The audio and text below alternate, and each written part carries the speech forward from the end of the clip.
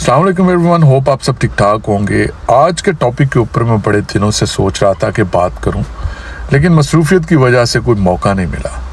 बात करना चाह रहा हूं मैं यूके वर्क परमिट्स के ऊपर। जो लोग पाकिस्तान से वर्क परमिट लेके यूके जा रहे हैं, उनकी ज़िंदगियां वहां पे किस तरह से अजीरन बनी हुई हैं। जनाब वाला, पिछले चंद महीनों के अंदर बहुत बड़ी तादाद पाकिस्तान से 20,000 25,000 पाउंड लगा के यूके पहुंचते हैं और वहाँ पे जो उनके हेल्थ वर्कर या दूसरी कैटेगरी के वीज़े हैं वो बोगस निकलते हैं।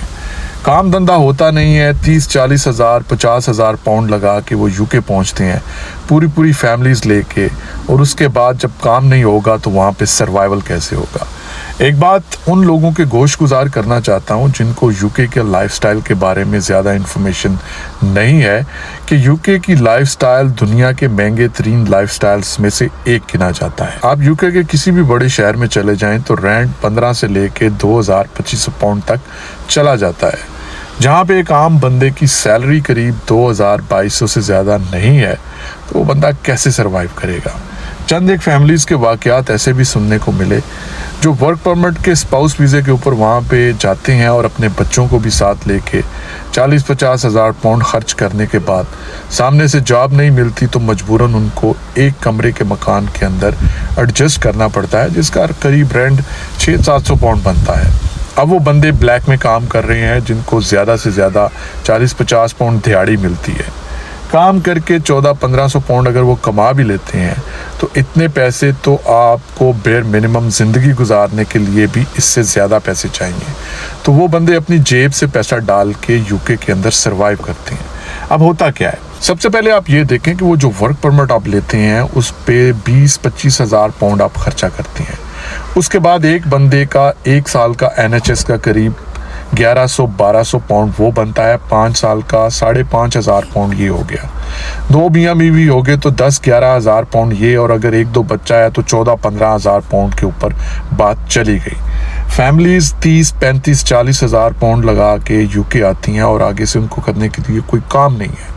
अब इसके अंदर होता क्या है, जब आपको काम नहीं मिलता जिस वीज़े पे आप आते हैं तो आपको गैर कानूनी तरीके से काम करना पड़ता है, जिसको ब्लैक में काम करना बोलते हैं। उस पर कोई भी देसी बंदा अगर आपको काम देता है तो 40-50 पाउंड दिहाड़ी से ज़्यादा वो आपको पे नहीं करता। 1,000-1,500 पाउंड अगर आप कमाने में कामयाब हो भी जाते हैं तो आप इसका अंदाज़ा इस चीज़ से लगाएं कि यूके के अंदर एक नॉर्मल सी रिहाइश जो है वो 15 से 2,000 पाउंड उसका रेंट है।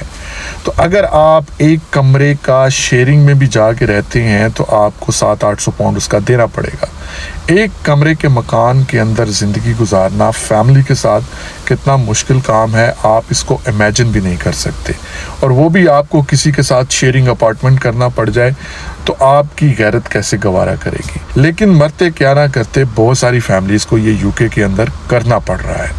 अब जनाबे वाला आगे आप देख लें कि 700 पाउंड आपका उधर जाता है, ग्रॉसरी करते हैं, फ़ोन का बिल और दूसरे अखराजात।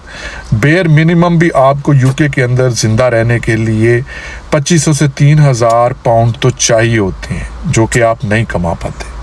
अब इस सिनेरियो के अंदर जो यूके में लोग जा चुके हैं वो बेचारे इतने परेशान हैं कि सब कुछ बेच के पाकिस्तान से वो यूके आते हैं और यूके में भी उनका सर्वाइवल इम्पॉसिबल हो जाता है।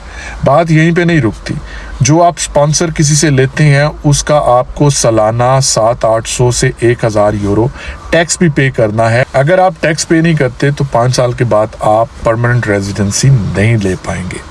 तो इस डर के अंदर लोग वो टैक्सेस भी अपनी जेब से पे करते हैं।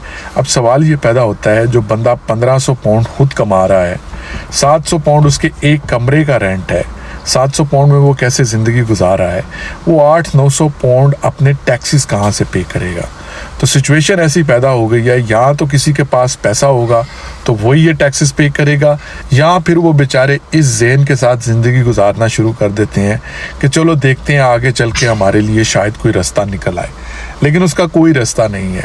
जिस दिन भी उनको होम ऑफिस कंट्रोल करता है उनके वीज़े कैंसिल हो जाएंगे और उनको डिपोर्ट कर दिया जाएगा। अब अगली सिचुएशन में लोग इस उम्मीद पे बैठते हैं कि वो किसी तरह से यहाँ पे कोई बिज़नेस स्टार्ट कर लेंगे। अब बिज़नेस कैटेगरी के अंदर अंदर भी उन्होंने एक चीज़ निकाली है कि अगर तो आप डिपेंडेंट हैं और अपने वाइफ के वर्क परमिट के ऊपर आए हैं, आप बिज़नेस स्टार्ट करते हैं, आपका वाइफ का वर्क परमिट उड़ता है तो आपका वीज़ा भी उड़ता है। आप बिज़नेस जो करेंगे वो भी आपका मारा जाएगा। इसके अलावा क्या पॉसिबिलिटी है? इसके अलावा एक पॉसिबिलिटी है सेल्फ स्पॉन्सर।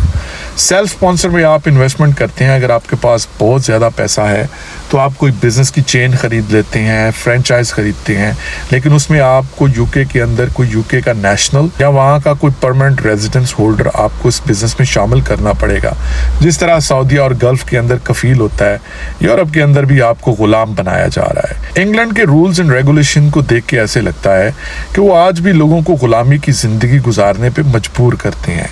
अब 5 साल के लिए आप उस बंदे को अपना पार्टनर बनाते हैं या रिस्पॉन्सिबल बंदा बनाते हैं जो आपके बिज़नेस की टेक केयर करेगा, तो 5 साल के अंदर कुछ भी हो सकता है। अगर वो बंदा आपके साथ किसी किस्म की कोई गेम करता है तो आपका लाइसेंस कैंसिल हो जाएगा, आपके सारे वीज़े कैंसिल हो जाएंगे और आपके सारे पे किए हुए टैक्सेस भी धरे के धरे रह जाएंगे।